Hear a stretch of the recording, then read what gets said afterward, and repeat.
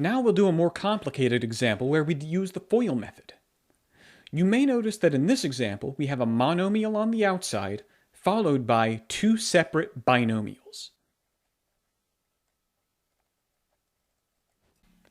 When you have multiple binomials, that's when you need the FOIL method. We call this the FOIL method because there are 4 steps abbreviated by the letters in the word FOIL. F in the word FOIL stands for first. In this step, we multiply the first terms together.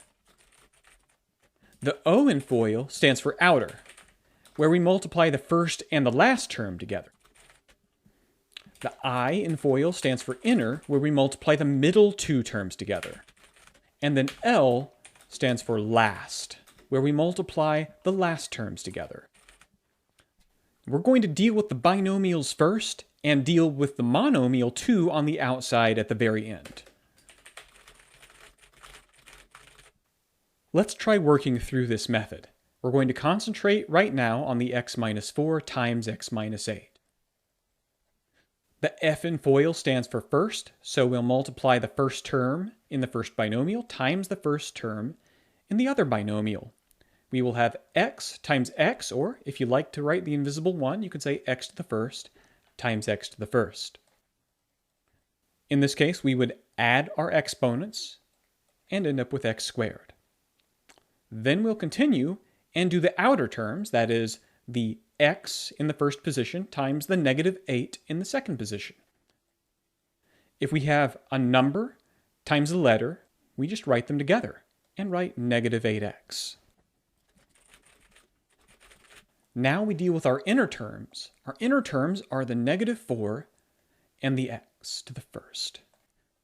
But again, we have another number with a letter, so we just put them together and say negative 4x. Then we do our last terms, which are the negative 4 from the first parentheses and the negative 8 from the other parentheses. If we take negative 4 multiplied by negative 8, we will get positive 32.